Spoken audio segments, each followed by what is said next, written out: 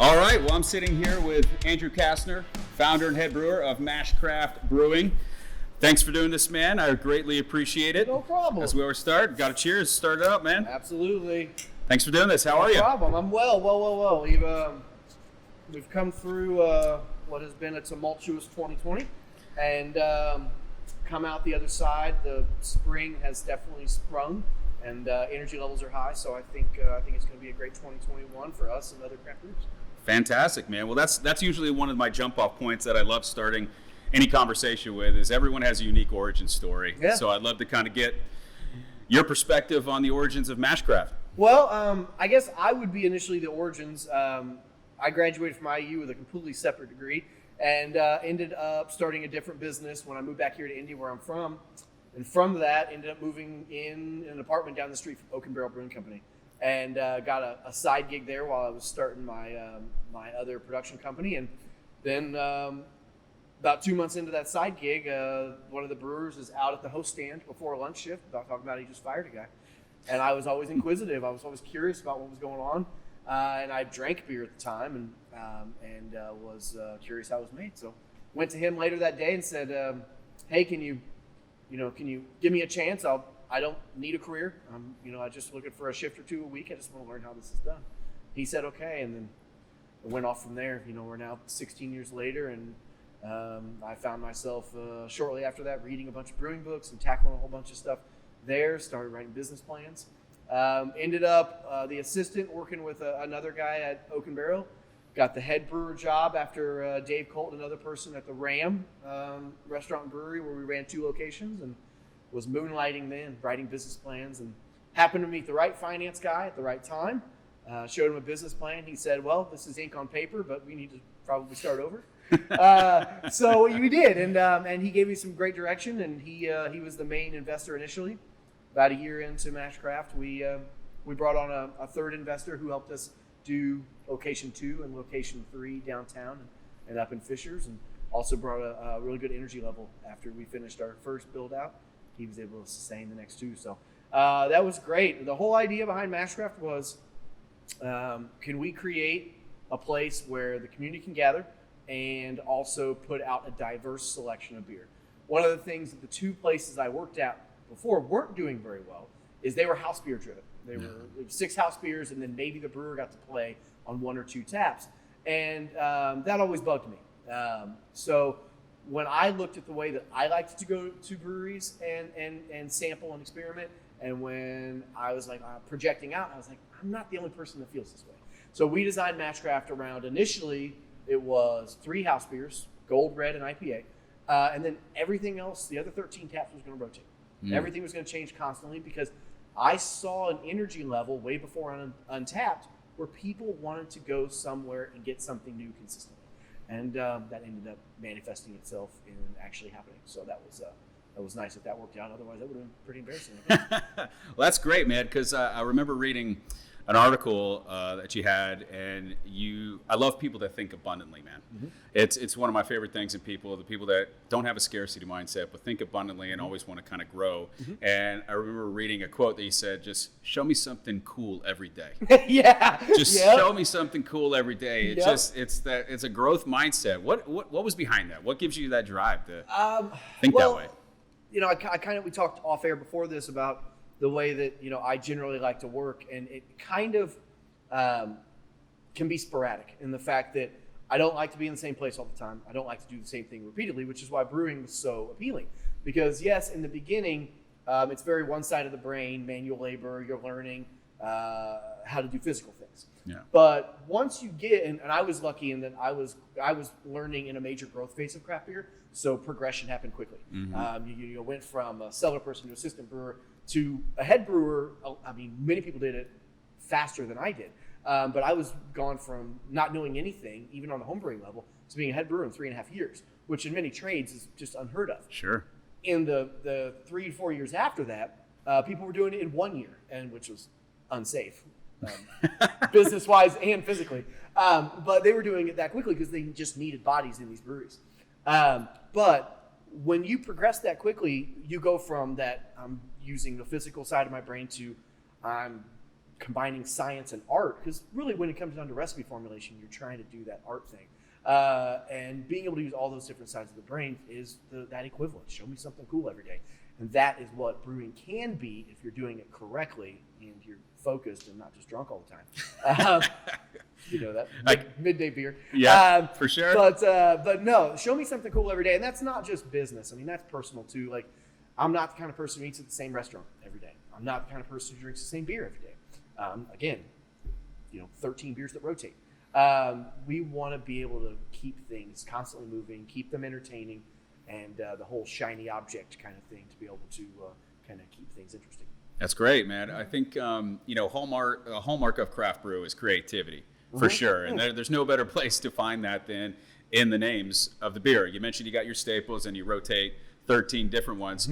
What is you guys' process for coming up with the names of beer? Because I find there's always a fun and unique story behind that. So we actually did the opposite of that starting out. We came in and we opened our first location in Greenwood in 2014. And at that time, there was starting to be some stories pop up of cease and desist orders, because to call 2014 saturated now is kind of funny. Because we're 3 times the breweries we were then. But we were getting kind of saturated. And there was like people starting to step on other people's toes. Whether it's in the neighborhood or whether it's across the country, we start seeing lawyer things flying across the country in the mail. And Sun King had a couple famous stories early on of some things that they named and kind of poked the bear a bit back at some larger breweries.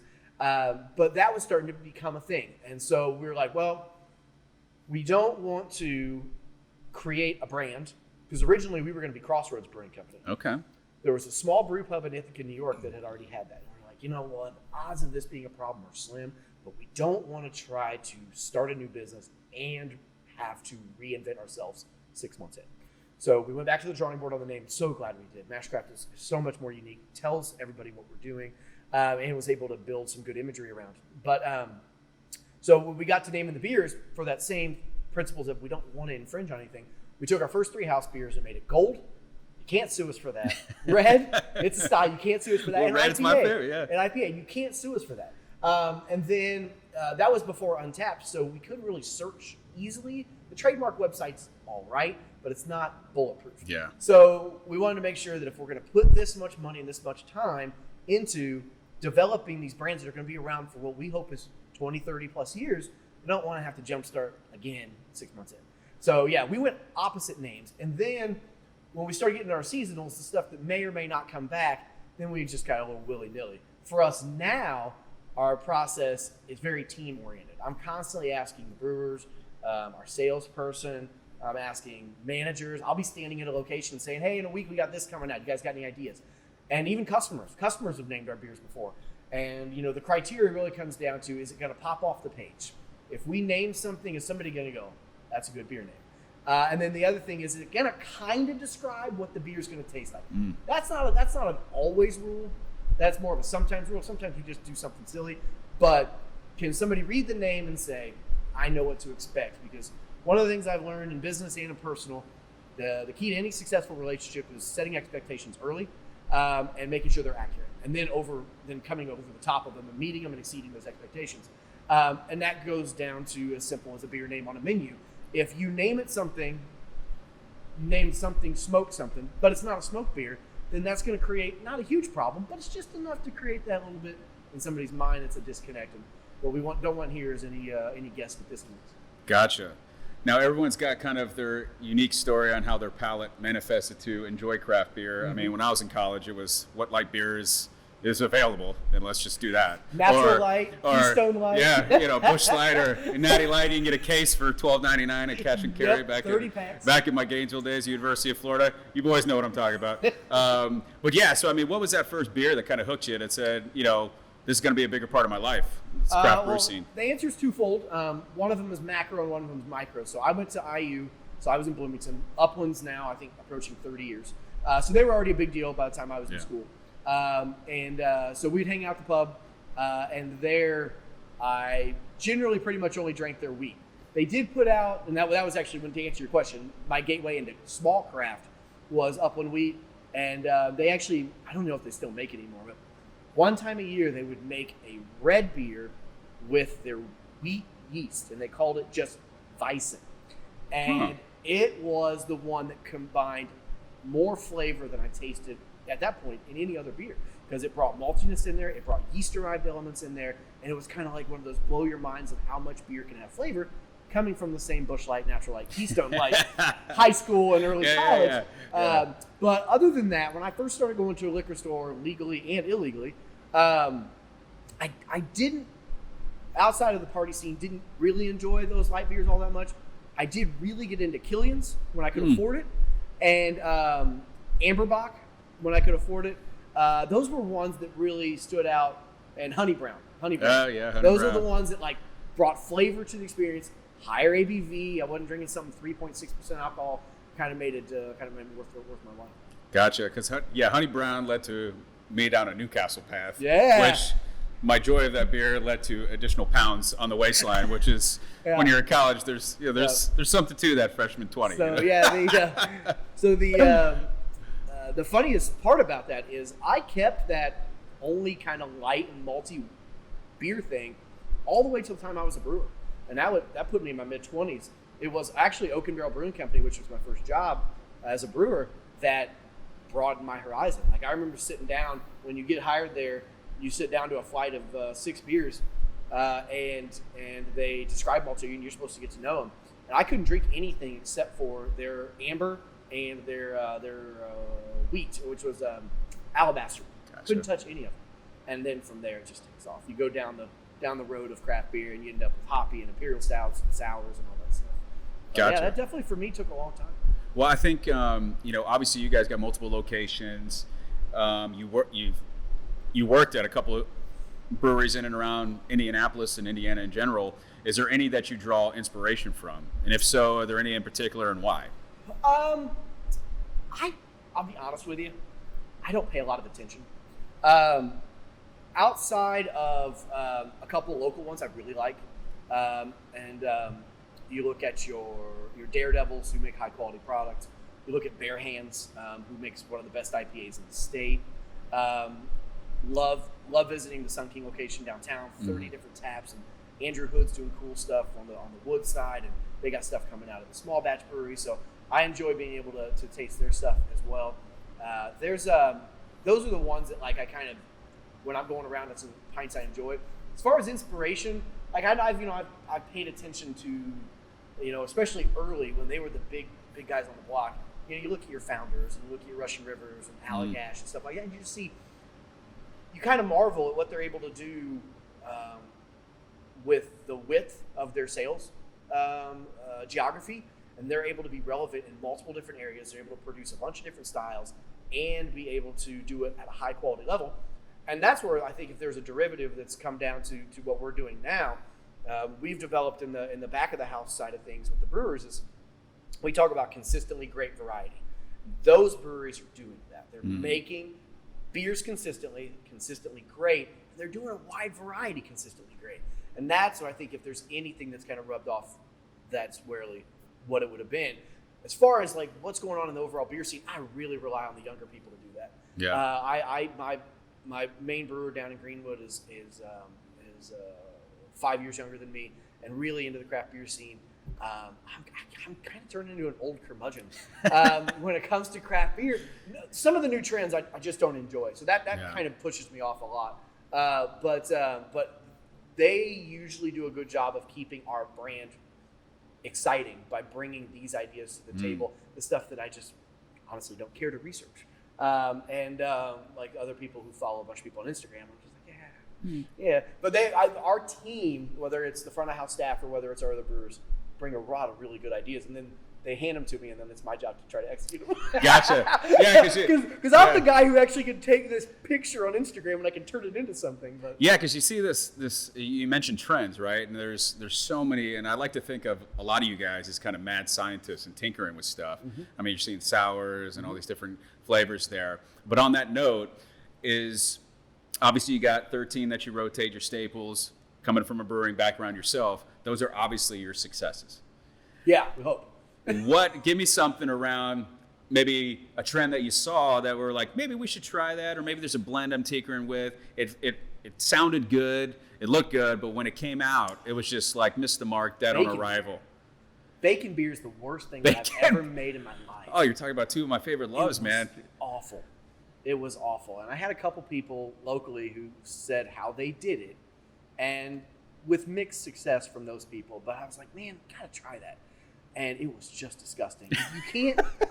You can't get the fat off of it. So you end up with a beer with like fat. So they're like, yeah, these people were like, you got to render the fat and you got to really just dry it out. I'm like, okay, well, I tried that. It's still fatty. So yeah, we haven't done that one before. Other failures, there's been numerous on the beer side. The nice thing about our setup is we have 3 different brew houses. Two different brew houses, 3 different fermentation facilities that are different sizes. So when we want to experiment with something, we can make it at Fisher's, and we have a third of the yield that'll be at Greenwood. So our failures can be mitigated that way.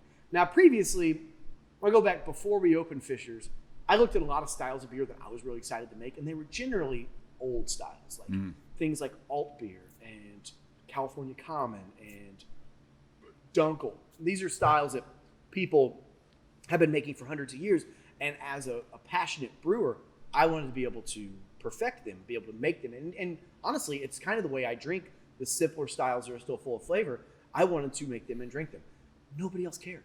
Yeah. Nobody else cared about that. Even back then, when we didn't have the New England craze and the sour craze and all that stuff, people still wanted more IPAs and more stouts and stuff like that. So that was one of the things early at Mashcraft that if I had to go back and redo, along with a bunch of things, but if I had to go back and redo that, I would have probably tried to have been more on the edge in 14, 15, even a little 16, and made some stuff that people were really clamoring for, instead of necessarily making what I thought was our business model, which was, I'm going to make what I want to make, and then the audience that likes that will come here.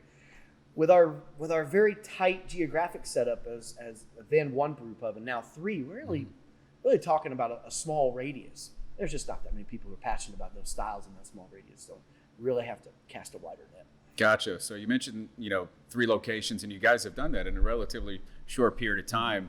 Growth can be fickle.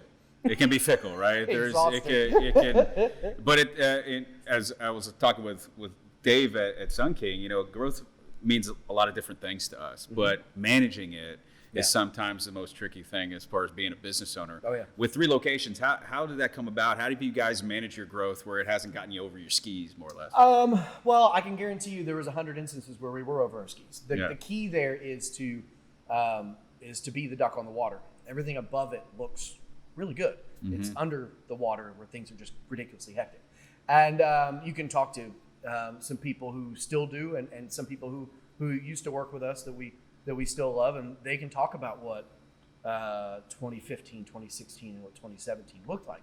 It was complete chaos. Not only were we in major expansion mode, where every owner was just intently involved every day trying to create something new, but everything that we did, even after Fisher's opened in January 2018, it was another 9-10 months of just establishing new processes. And that's one of the things that actually wears on you and your team the most is generally you want to show up to work and know what to expect. You want to know what the day's got in store. You want to mentally prepare for that. You want to execute it, feel satisfaction, and then walk away. We weren't able to do that for 3 years. It was rare when we were able to plan a day and execute it that same way, just because there were so many moving targets combined with heavy needs. And you just had somebody was constantly talking to you about something that has to happen yesterday. And literally we were putting out fires all around us constantly. That's one of the nice things starting in 2019 that we did really well pre-pandemic was after getting through that Fisher's growth, we really started saying, all right, what do we need to button down? What do we need to tighten up? And we looked at all the business aspects, specifically every dollar going out the door, and we started tightening things one at a time. And that actually put us in a really good position pre-COVID, being able to have everything for a year tightening up to be able to prepare accidentally for this, what we've been going through. Gotcha. Now, you mentioned early on that, try to build a sense of community, right? So when I sit down with clients, I'm very involved in their lives. And one of the things that you find as a business owner, whether a brewery or other, is that you become attached to your local community. What does that mean to you guys, having now Greenwood, Fishers here downtown? What have you done to entrench yourselves in your local community, and how's the response been to what you guys have been doing? It's been fantastic. One of the things that I think, and our customers and guests can speak to this more than I can. One of the things that I think that we have transferred really well is that we are the community gathering place that is similar to a Cheers environment. You walk in there and you'll see it any day at any of our places starting at about 4:30. You'll see people sitting at the bar, a few seats apart. They already know each other's names. They talk. They'll see you again tomorrow. And that kind of scenario is one of the things we set out to do and we're able to do that I think is one of our biggest successes. And I wouldn't even say that we necessarily did as much as our guests actually did. They came in with an open mind and said, I want something in the neighborhood that has great products, food and beer, and has a great service staff. When we set out it started all in 2012, there was already gaps in the service model, especially, it's actually across many different industries, but it was becoming apparent in craft breweries and craft bars. There's an arrogance that was developing. And I put it akin to the wine world, where people generally think snobbery about the wine world. That doesn't necessarily exist in most cases, but it's enough there that people assume that it's going to be there in their interactions. And the same thing was starting in beer. And that got me really nervous because if we're going to plateau and if craft beer is going to slow down, it's because we're not going to be constantly open to new consumers. Not going to be willing to teach the person who's never had a craft beer before. And when we set out front of house with great beer and great service, over and over and over again, to the point where I still say it, and staff are interrupting me. Like, we know the end of this, but it has to be hand in hand. And I would even say that as much as I want to be a brewer first and a brewery first, service is number one. And then if you can back that up with product, then you can actually build a meaningful relationship. And then from there, you can build that community that's at the bar weekly and hanging out, having an IPA and a pretzel and having a great afternoon.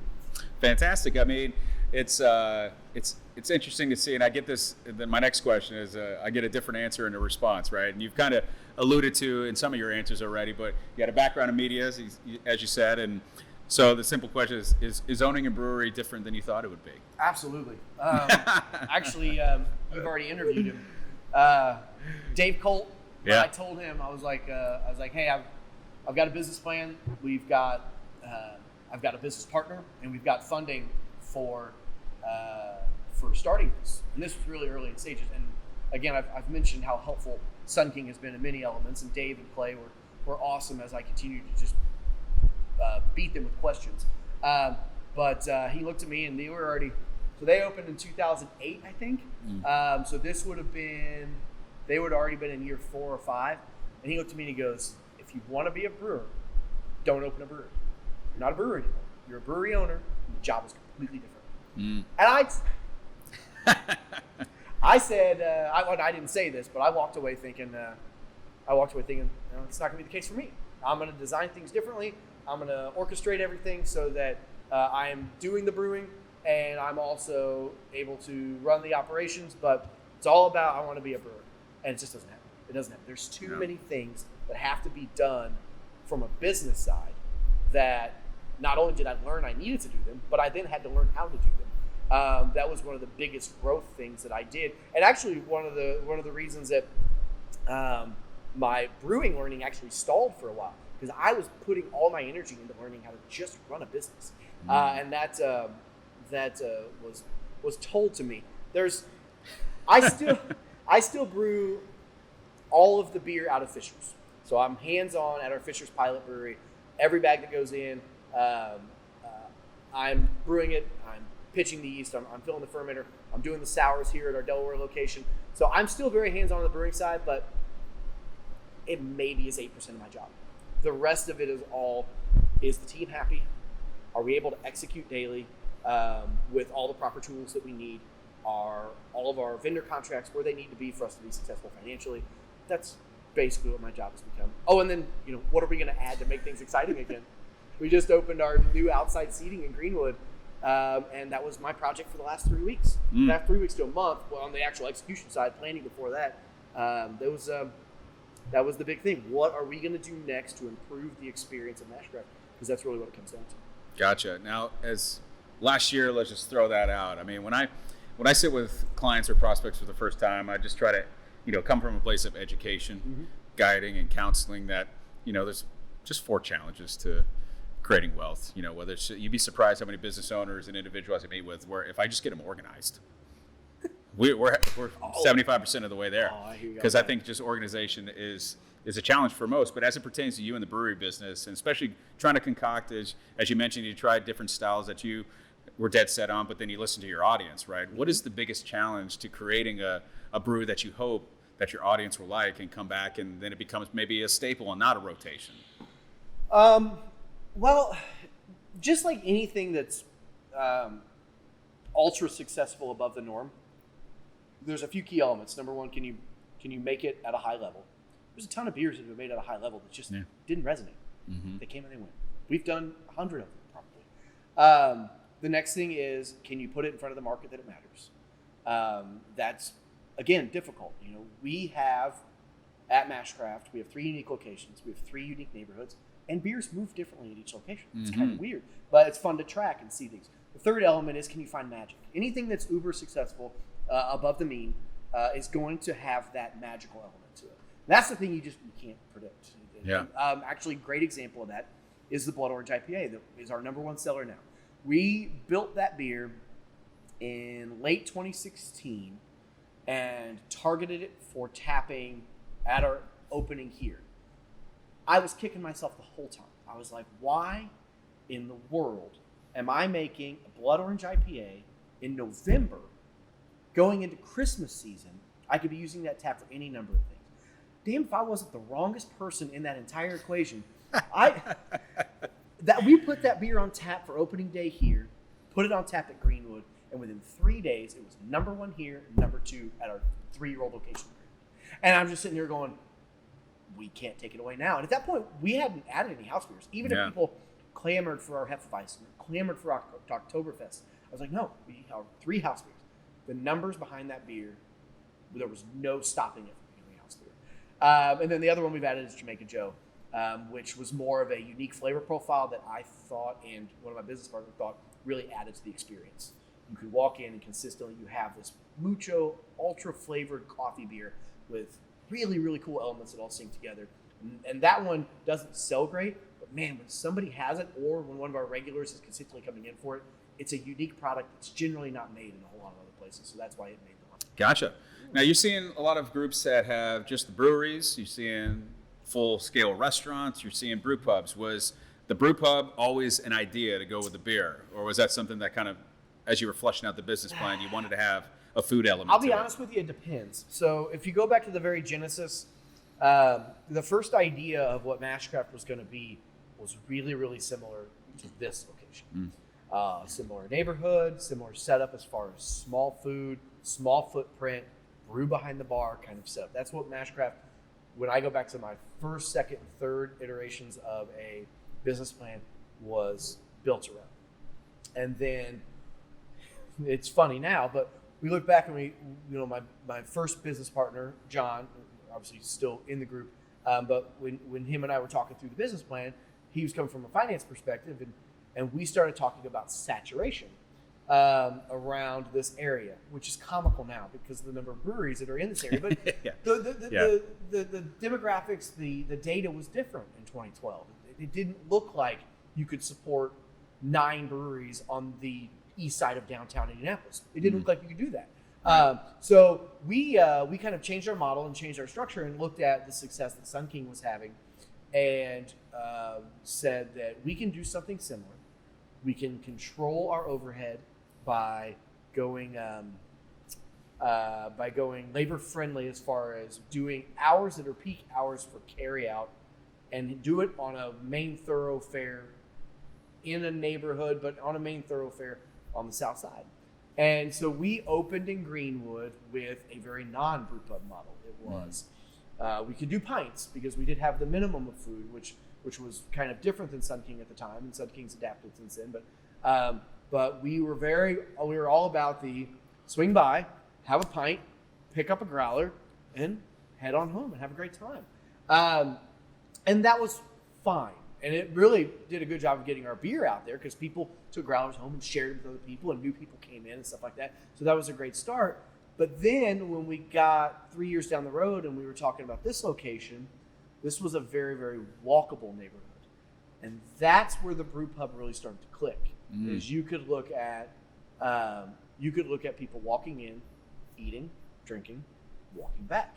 And that combination of the neighborhood, plus when we talked to people from the neighborhood, what they were looking for, it made a ton of sense. And then when we started designing the layout, started designing the menu, all that stuff, we learned a ton of things in implementation.